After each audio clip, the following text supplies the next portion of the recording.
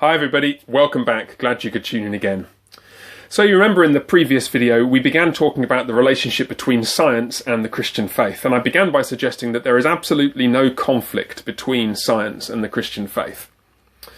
I did suggest, however, that there is a conflict between two worldviews, the Christian worldview, which I called Christian theism, and the secular reductive materialist worldview, which has dominated much of the scientific landscape for the last few hundred years. Those two worldviews are in conflict. And I suggested that you could think of these two worldviews as platforms on which a scientist could stand. And that a scientist who was standing on the Christian theist platform would be able to understand and explain more about the world around us than a scientist who was standing on the reductive materialist platform. Now, if those two expressions, reductive materialism and Christian theism, sound a bit woolly, then do jump back to the previous video in this little mini-series and refresh your memory. But for now, what I want to do is to begin by looking at the first issue which a Christian theist scientist would be able to understand and explain to some degree that a reductive materialist would not. I'm talking about the mind.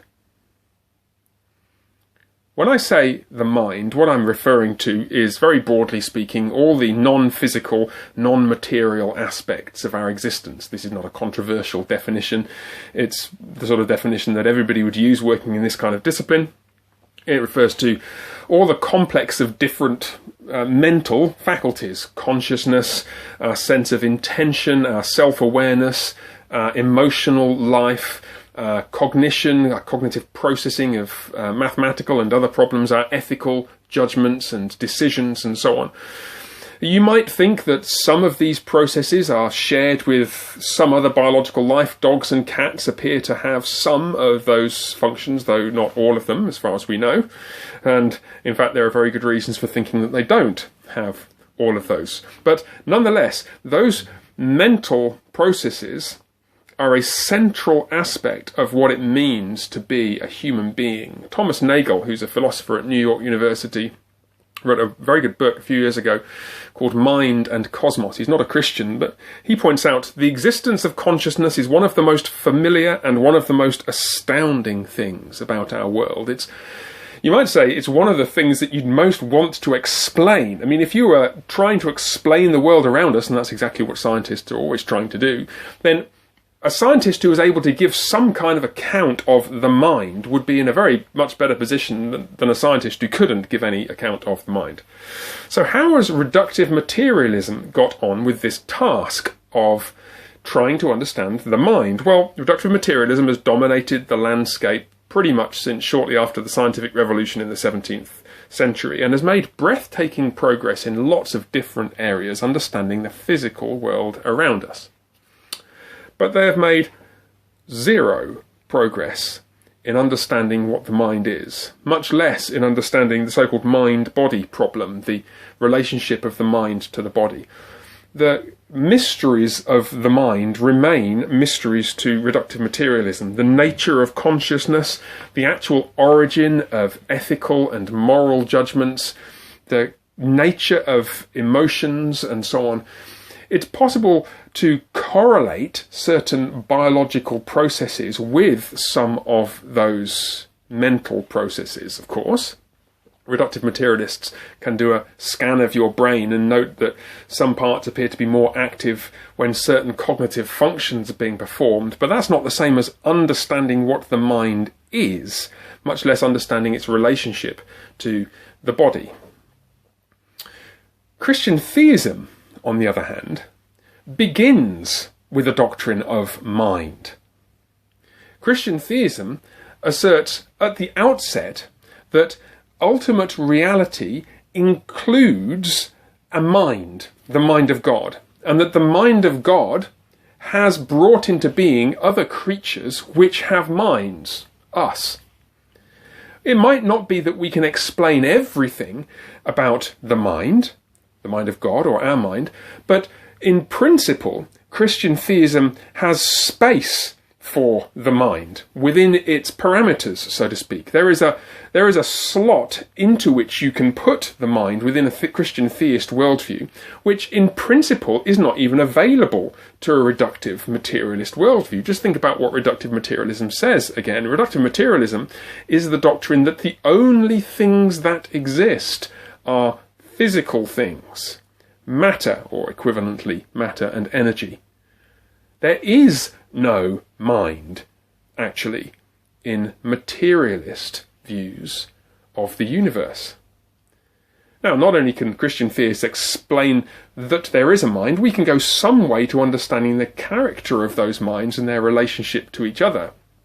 I would say we're a very long way away from understanding everything about our own minds and about the mind that is God, but it sure beats zero in terms of how much we're able to understand about the idea of the human mind, much less the Lord's mind.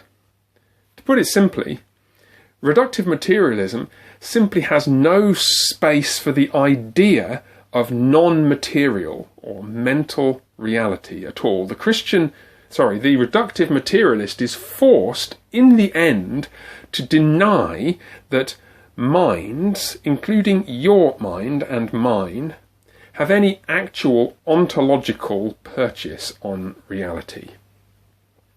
Now, what's interesting about this is that there's a very good historical reason why this should be the case. The doctrine of reductive materialism stemmed from a very deliberate and self-conscious decision in the 17th century by people like Descartes and Galileo, who wanted to deploy the newly discovered scientific methods to access certain phenomena, principally, or rather entirely, physical phenomena. They realized that the newly discovered scientific tools would allow them and other people to explore aspects of the physical world around us. But they realized, as others did, that they did not allow us to explore all phenomena. Specifically, you can't put a mind in a microscope. You can't perform experiments on the mind. And so what the philosophers of the 17th century did was to say, okay, well, let's distinguish then. Let's distinguish between, on the one hand, physical, material phenomena, and on the other hand, mental, non-material phenomena. The body, physical things, and the mind. And having made this distinction, what we can do is deploy these scientific tools to explore this whole domain, the physical world. And that pursuit has grown into what we now call science, the pursuit of the understanding of the physical world. Remember, it stemmed from a recognition that there are other aspects of the world, but scientific tools don't give us access to them.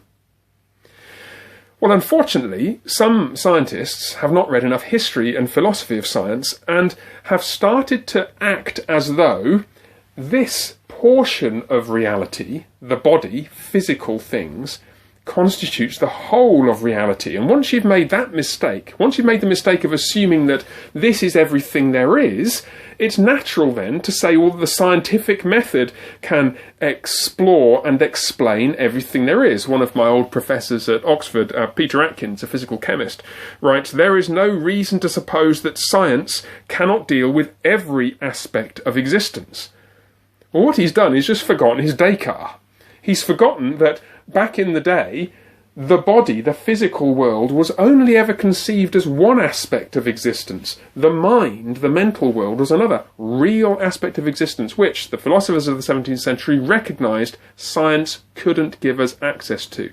Just because science doesn't give us access to it, doesn't mean it's not there.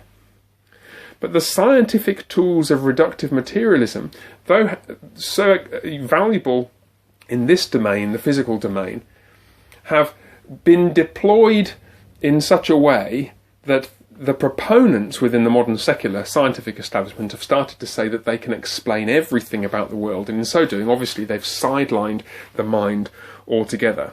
To put it simply, the scientific method which came about in the 17th century and has turned into what we now call reductive materialism was never designed to study more than the physical world.